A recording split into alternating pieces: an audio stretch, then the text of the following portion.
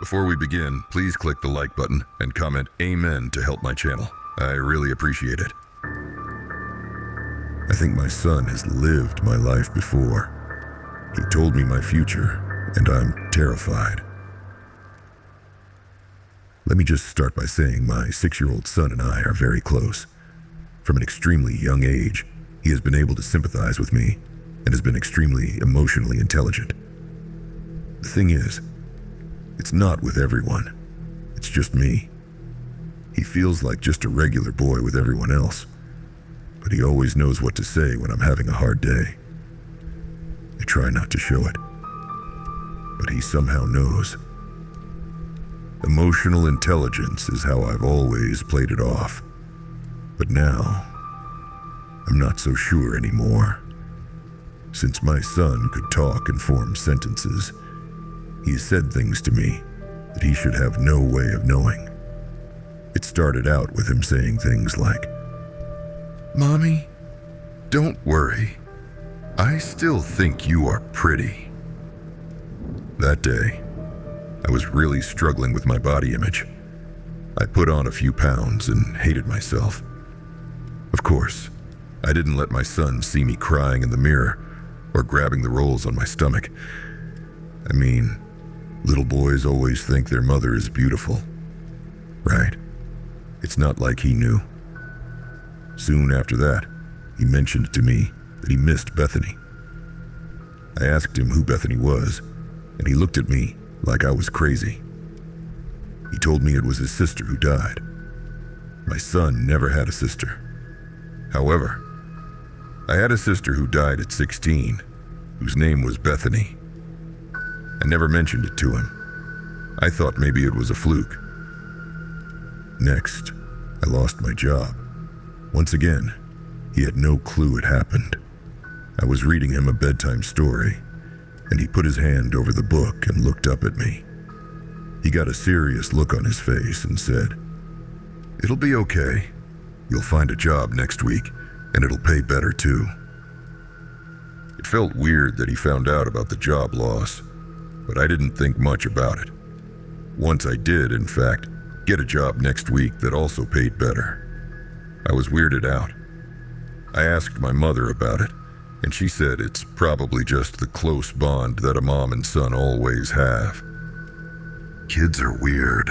Every parent has their own story of a time when their kid said something terrifying to them. She tried to explain to me. A few months ago, it started to become an everyday thing where he would say something about a subject he shouldn't know. Then about a month ago, it went from him knowing things he shouldn't to him saying things like, "I remember when I was a girl and I loved the color purple.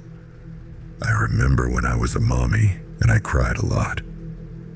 I remember when I was a mommy and I wanted to run away." This felt weird to me. It wasn't like he thought he was a girl. I asked him once why he thought he was a girl. He looked at me frustrated and said, "I'm not a girl now. I was a girl before I was a boy." He kept telling me stories of all the things he did when he was a girl. He would tell me things about myself that I've never told anybody, even my husband.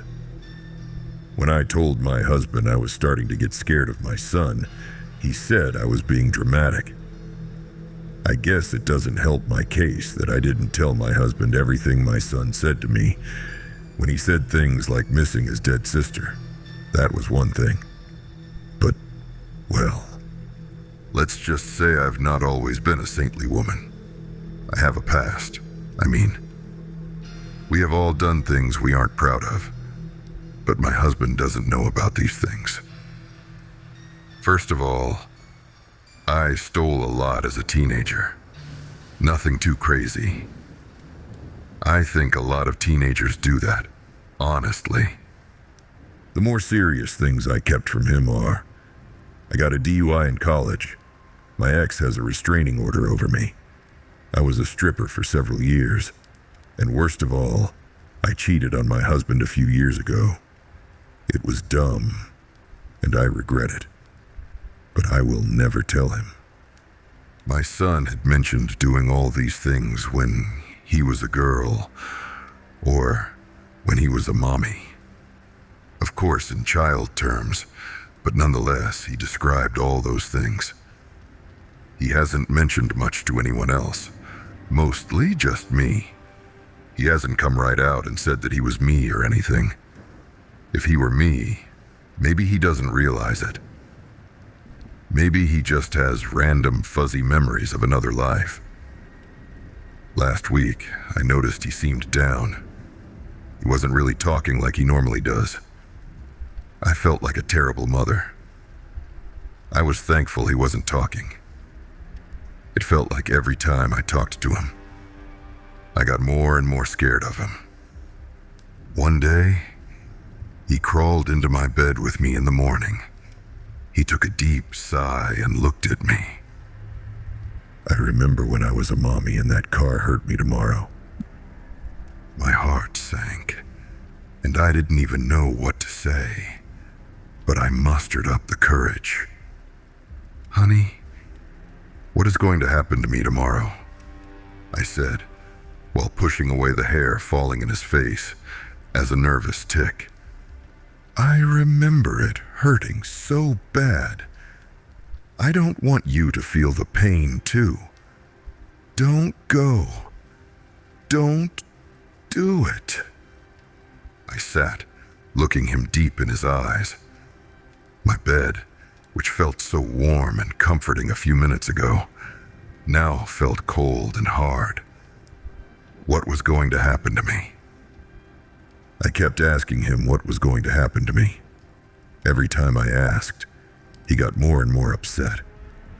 My husband woke up after I asked him for the 5th time. He got so mad at me. I can't blame him. I was clutching our son's shoulders and screaming. Tell me, I said, over and over and over again. My son didn't talk to me for the rest of the day.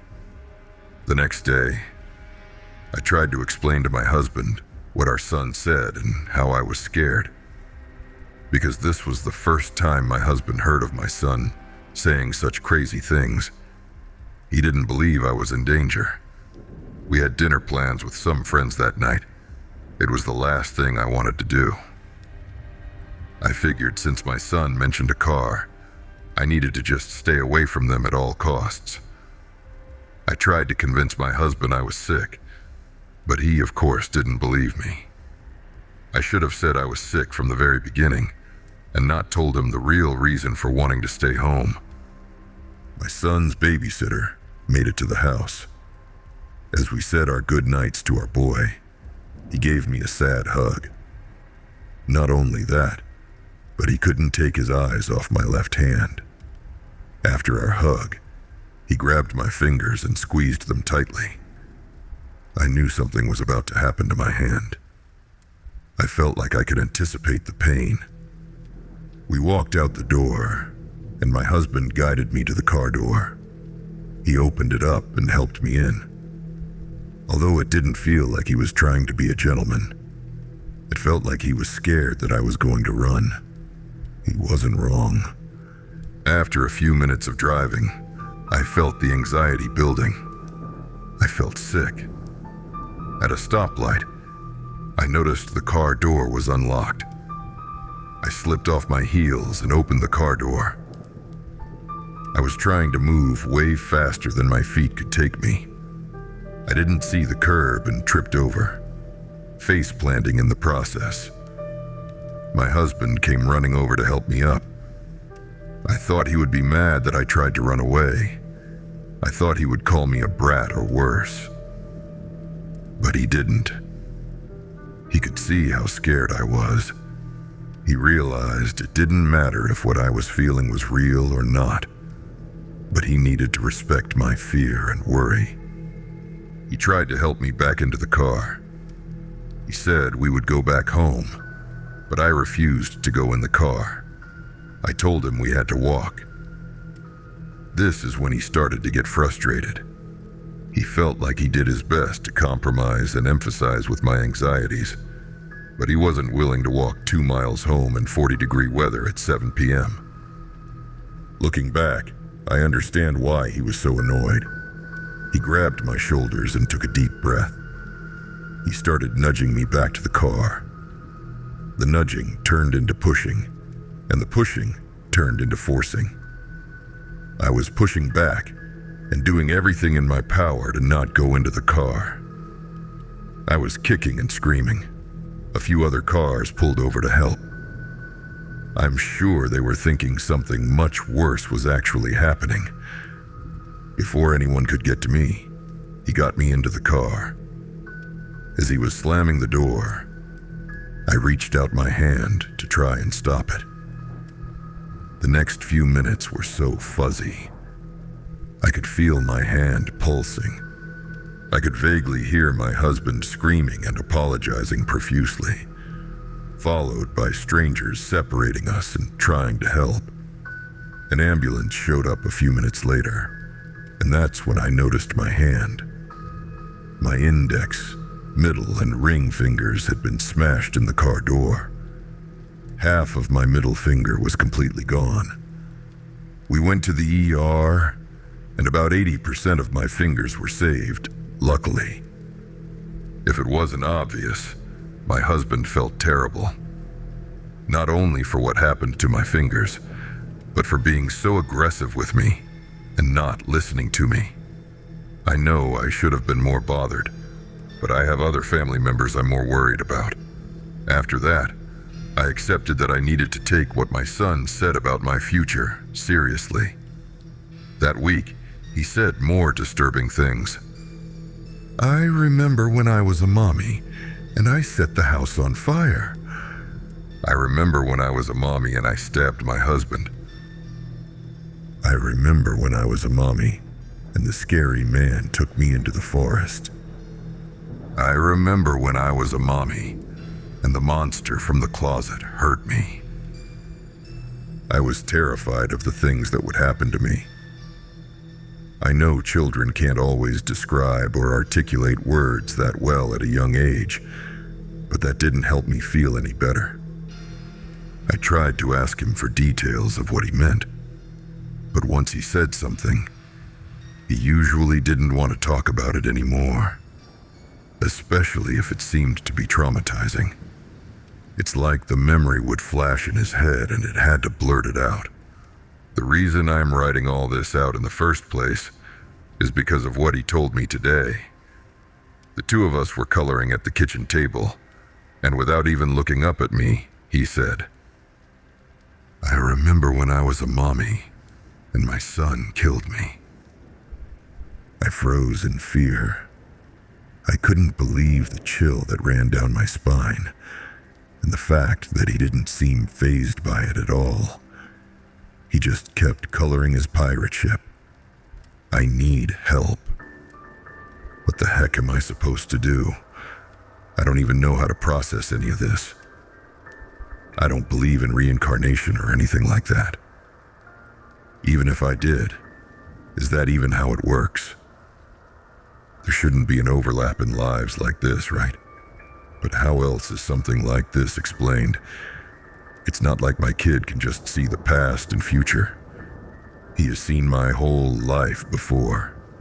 And from his perspective, he doesn't find it strange that my life used to be his. He is also aware enough to recognize a memory, like when I lost my job, and he comforted me, knowing that I'll get a new job soon. This whole thing is hurting my brain. I love my son, but I'm so terrified and feel crazy. Someone, please help me. I don't know what to do.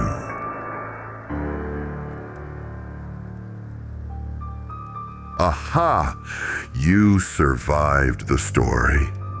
Think you can handle how deep, dark, and disturbing the rabbit hole goes? Click on the playlist and let me know in the comments where your breaking point is.